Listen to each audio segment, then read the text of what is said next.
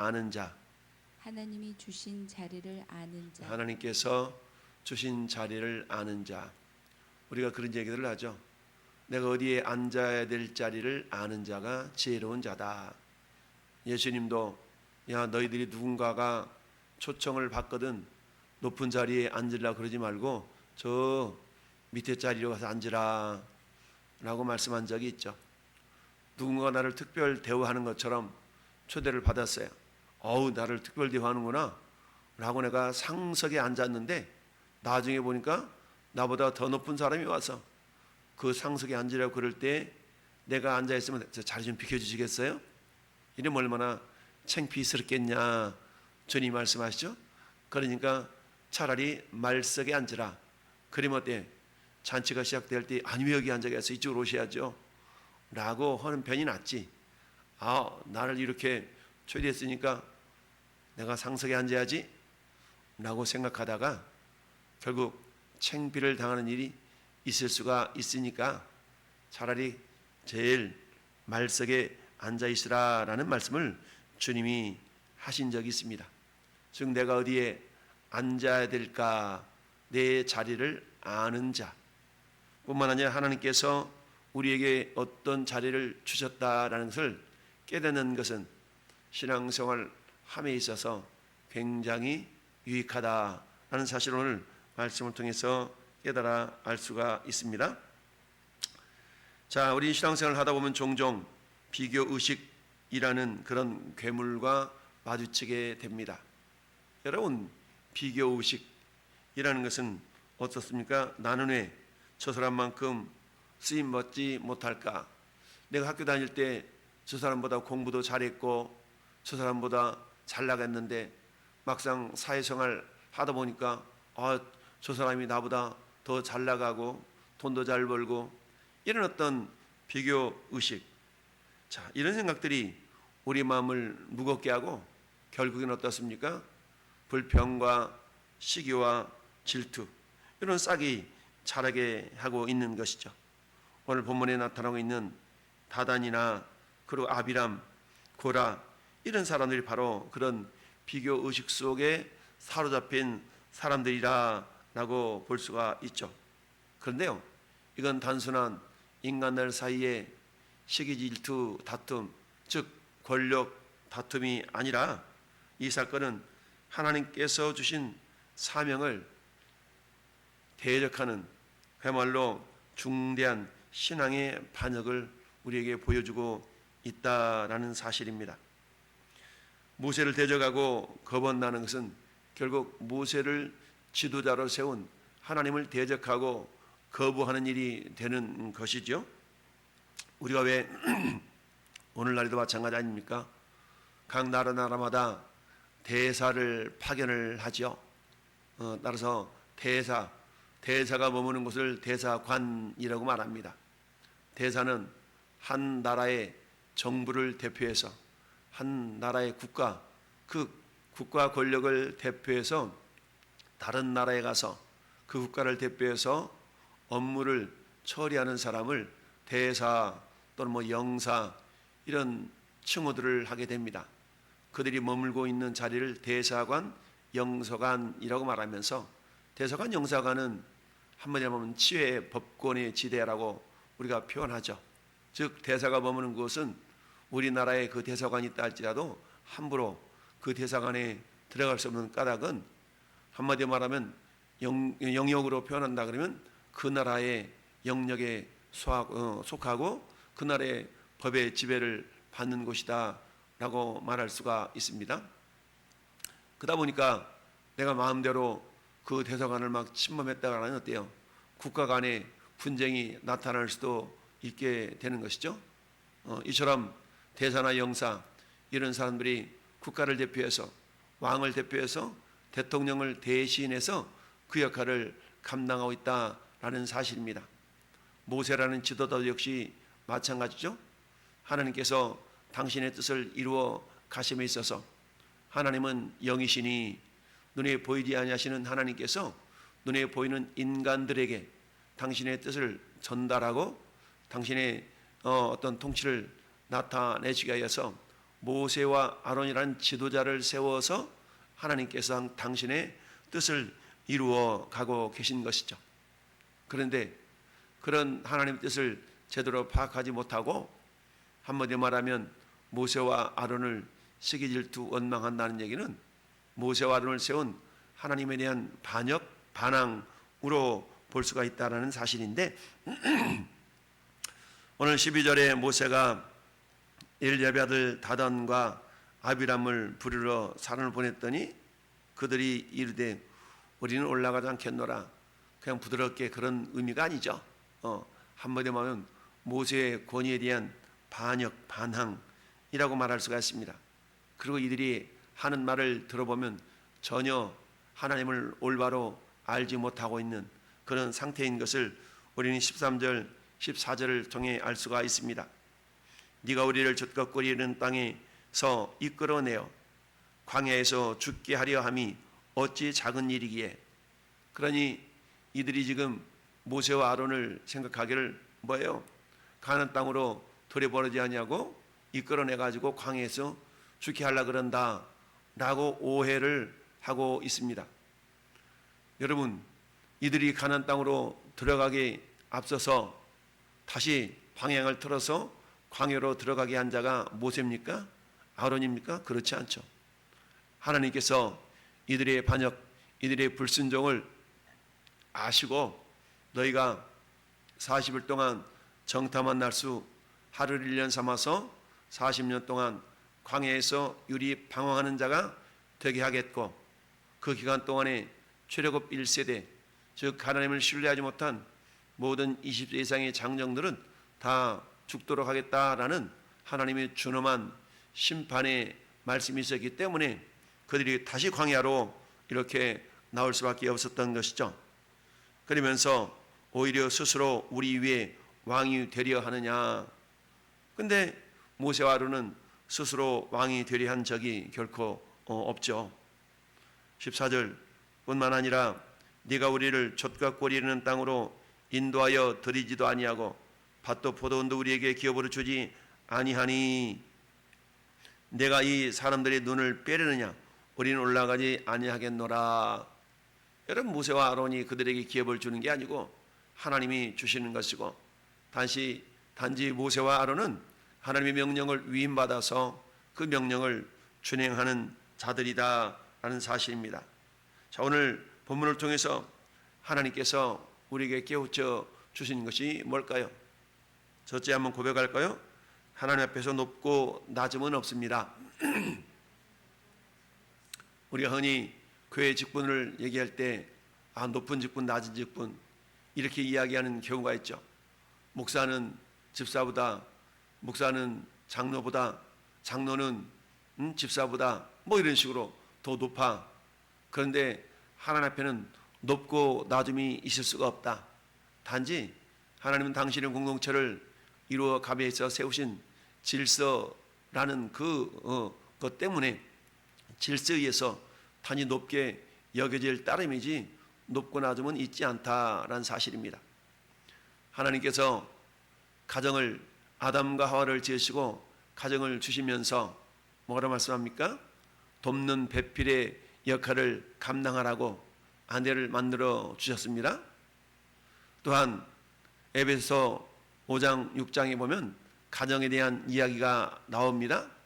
아내는 남편에게 순종하고 복종하고 남편은 아내를 사랑하고 죽기까지 자기 몸처럼 사랑하라. 이런 말씀들이 나오죠. 그러면 아내가 남편을 섬기고 순종하는 복종하는 이런 모든 것들이 남편이 아내보다 높기 때문이 아니라 하나님이 세우신 질서 때문에 그렇다라는 얘기입니다. 즉 하나님이 교회 공동체 속에서 세우신 질서는 높고 낮음을 나타내는 그런 질서가 아니라 하나님께서 예수 그리스도께서 교회의 머리가 되시고 그리고 온 몸의 지체는 어느 한 지체가 우월함이 있는 게 아니죠. 손이 발보다 더 우월해 이러지 않죠. 눈이 입보다 우월해 그렇지 않죠. 모든 지체는 머리를 중심으로 해서 모두가 다 귀하고 그 역할을 제대로 감당할 때에 온전한 몸을 이루어 갈 수 있는 것처럼 교회 공동체 즉 이스라엘 공동체도 역시 하나님이 주인이 되시고 하나님이 왕이 되신 그 공동체가 온전한 모습을 이루어 가기 위해서는 각자에게 맡겨진 그 사명들, 그 직분들은 높낮이가 있는 것이 아니라 모두가 다 귀한 그런 어떤 모습이다라는 사실을 알 수가 있습니다. 우리는 하나님 앞에서 결코 높아질 수도 없고 높낮이가 있는 것도 아니다라는 사실을 우리가 알 수가 있습니다. 즉 하나님께서는 모든 사람을 부르셨고 그리고 그 부르심에 자리가 있는 것이죠. 여러분, 나라는 이 몸이 모두가 다 오른손이 된다고 생각해 보세요. 그럼 몸이 될 수가 없는 것이죠. 어떤 지체는 오른손, 어떤 지체는 왼손, 어떤 지체는 입, 어떤 지체는 귀. 각자의 지체의 역할이 다 다른 것이죠. 다만 그 지체들의 역할을 제대로 감당할 때 우리 온 몸은 온전한 몸, 건강한 몸이 될 수 있는 것처럼 어느 가정이나 사회나 어느 공동체이든 각자에게 맡겨진 일들이 있다라는 사실입니다. 그 역할들을 제대로 잘 감당할 때에 합력하여 아름다운 모습으로 온전한 모습으로 건강한 공동체로 자라가게 될 수가 있는 것이죠. 13절, 14절 말씀을 통해서 결국 하나님의 뜻에 무지하게 될 때에 하나님을 거역하며 하나님을 반역하게 되는 안타까운 범죄의 모습을 보게 된다라는 사실입니다. 하나님 분명히 신명기 8장 2절 말씀에 이렇게 이야기하고 있는데요. 내 하나님 여호와께서 이 40년 동안에 내게 광야의 길을 걷게 하신 것을 기억하라. 이는 너를 낮추시며 너를 시험하사 내 마음이 어떠한지 그 명령을 지키는지 지키지 않는지를 알리하려 하심이라. 즉 광야 40년의 세월은 뭐예요? 하나님께서 이스라엘 백성들을 테스트하는 시기요, 그들을 겸손케 하는 그런 시기였다라고 말씀하고 있습니다. 뒤집어놓고 말하면 지금 다단과 고라와 이 아비람의 모습은 겸손하지 않는 모습이요, 즉 하나님을 제대로 알지 못하기 때문에 하나님이 세우신 모세와 아론을 대적하는 그런 어리석은 자의 모습이다라고 말씀할 수가 있습니다. 따라서 여러분, 어느 조직이든 인간적인 눈으로 볼 때는 높낮이가 있을 수가 있지만 우린 그것이 하나의 질서를 깨닫고 나에게 맡겨진 일에 대해서 최선을 다하고 충성할 때에 그 공동체가 아름다운 하모니를 이루면서 건강한 공동체가 될 수가 있다. 교회 공동체도 마찬가지죠. 우리에게 맡겨진 일이 스스로 느끼기에 큰 일이든 작은 일이든 우리는 그 일을 겸손한 모습으로 최선을 다해 충성할 때에 교회 공동체도 건강한 모습으로 자라게 될 줄로 믿습니다. 두 번째는 하나님은 자신을 낮추는 자를 하나님께서 높여 주신다라는 사실입니다. 여러분 15절 말씀을 볼까요? 모세가 심히 노하여, 즉 당을 지어서 모세를 반역하는 이들을 향하여서 모세는 분을 냈습니다. 근데 그 분노를 그들에게 쏟아내지 아니했다는 사실입니다. 모세가 심히 노하여 여호와께 여짜오되 주는 그들의 헌물을 돌아보지 마옵소서. 나는 그들의 나귀 한 마리도 빼앗지 아니하고 그들 중 한 사람도 해하지 아니하였나이다. 무슨 말씀입니까? 사람을 상대하지 아니하고 그 분노를 하나님을 향하여서 고백하고 있다라는 사실이죠. 그러니까 우리 모든 성도들도 역시 마찬가지죠. 내가 사람을 맞대어 상대하고 분을 내고 승질을 내고 이런 모습들은 지혜로운 모습이 아니고 결코 하나님을 온전히 신뢰하는 자의 모습이 아니다라는 사실입니다. 때로는 때 우리가 억울한 일을 당할 수도 있지 않습니까? 분명히 그것은 옳은 일이 아니고 분명히 그것은 틀린 일이야. 내가 억울하게 누명을 뒤집어 쓴 일이야. 그게 확실해. 그래가지고 내가 말이야 그게 아니라고 막 이럴 수도 있잖아요. 근데 그러지 않냐고 모든 것을 아시는 우리 하나님께 이 문제를 가지고 하나님께 향하는 거죠. 하나님 아시죠? 하나님께 나아갈 때 하나님께서 반드시 합력하여 선을 이루신다는 사실을 우리는 신뢰할 수 있어야 됩니다. 이처럼 모세는 아무런 말을 하지 않았습니다.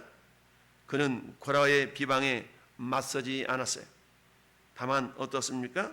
하나님을 향하여서 우리 4절의 말씀처럼 모세가 듣고 엎드렸다라고 말씀하고 있죠. 그렇습니다. 엎드린다는 것은 하나님의 목소리를 듣고 그분께 순종한다라는 사실입니다. 비록 내 생각과 다르다 할지라도 내가 맞대어 그야말로 대적하지 않고 겸손한 모습으로 하나님을 이렇게 바라보며 하나님께 맡겨 드릴 수 있는 이런 겸손한 자, 하나님 반드시 겸손한 자를 높여주신다라는 사실을 기억하고 오늘 한날도 겸손히 잠잠히 하나님을 바라보는 그런 믿음의 사람들이 될 수 있기를 바랍니다. 세 번째는 어때요? 하나님의 자리, 즉 하나님께서 맡겨준 자리는 높낮이가 있는 것이 아니기 때문에 결국 어때요? 나에게 맡겨준 어떤 자리랄지라도 그 자리를 감사히 여길 줄 알아야 된다라는 사실입니다. 따라서 감사히 여길 때에 그 공동체가 아름다운 하모니를 이룰 수가 있다라는 사실이죠. 여러분 고라와 다단과 아벨하면 어떤 착각을 했습니까?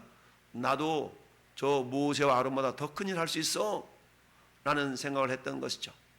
여러분 우리 육체 지체 가운데 손이 입더러 너 좀 조용히 좀 해, 내가 너보다 더 큰 일 할 수 있어 라고 손이 입이 말하는 걸 계속 제지하고 이렇게 막는다 그러면 어떤 일이 발생할 수 있을까요? 여러분 귀가 눈더러 너 그만 깜빡여, 내가 너보다 더 귀한 일을 더 큰 일 할 수 있어 라고 귀가 눈더러 그런다 그러면 우리 몸이 어떻게 될까요? 이처럼 몸의 각 지체들은 그 지체의 역할을 감당할 수 있도록 분배가 되어져 있는 걸 알 수 있습니다. 우리 교회 공동체도 마찬가지, 각자에게 맡겨진 그 일이 큰 일이든 작은 일이든 스스로 느끼기에 크게 여겨지든 작게 여겨지든 그 일을 최선을 다해서 겸손함으로 감당해낼 때에 결국 하나님은 그에게 복을 주신다라는 사실입니다. 그렇습니다. 우리는 어떻습니까? 때로는 저 사람보다 내가 더 잘할 수가 있는데, 저 사람보다 내가 더 능력있게 할 수 있는데 나는 그런 생각이 들 때가 있습니다. 그러나 스스로 높아지려 하는 자세를 겸손하게 내려놓고 때가 되면 하나님께서 반드시 높여주신다라고 말씀하고 있습니다. 따라서 오늘 한날도 하나님 우리에게 주신 그 각자의 자리를 우리가 아는 자, 그런 자라야 최선을 다해서 겸손함으로 충성하는 가운데 아름다운 공동체를 이루는 일에 최선을 다할 수가 있다라는 사실입니다. 오늘 한날도 우리 주님이 우리에게 맡겨주신 그 하나님의 뜻에 우리가 무지하게 되면 하나님을 거스리는 어리석은 자가 된다라는 사실, 뿐만 아니라 교만하고 불순종하는 자들의 예물은 주님이 연락하지 않는 사실을 우리가 다시 한번 알 수 있어야 됩니다. 여러분 16절 17절 말씀을 보면 여러분 모세가 고라에게 뭐라고 말씀합니까? 250명 같이 다 향로를 가지고 와봐. 그리고 향을 각각 피워봐. 향을 피우는 역할은 누가 하는 겁니까? 대제사장이 하는 역할이죠. 그러니까 만약 하나님께서 모세를 제사장으로 세웠다면 모세의 향을 받으시는 거겠죠. 하나님께서 받으시는 그 흠향하는 그런 향이 결국 하나님이 세우신 지도자인 것을 드러나게 되는 그런 사건이 16절 17절 말씀을 통해서 모세가 이야기해 주고 있다라는 겁니다. 오직 하나님께서 택하신 제사장만이 분향할 수 있는 그런 특권, 권리가 있는 것이죠. 따라서 모세는 분향을 통해서 하나님의 사람이 누구인지 이렇게 구별해 내고자 했다는 사실. 그렇습니다. 오늘 한날도 우리는 여러 가지 비교의식 속에서 그야말로 높아지고자 하는 그런 인간의 욕망이 있습니다. 그러나 하나님의 일을 함에 있어서는 높고 낮음의 일이 있는 것이 아니라 모두가 다 귀한 일이다라는 사실을 기억하면서 우리가 인간의 생각에 크게 여겨지든 작게 여겨지든 맡겨진 일에 겸손하게 충성을 다할 때 하나님은 그 모습을 보시고 잘나있도다 착하고 충성된 종아 라고 우리를 칭찬하시며 칭찬과 영광과 존귀를 받아 누리게 하는 놀라운 은혜를 부어 주실 줄 믿습니다. 오늘 한날 이러한 하나님의 은혜를 함께 나누며 누리는 복된 삶이 될 수 있기를 예수님의 이름으로 축원합니다. 아멘.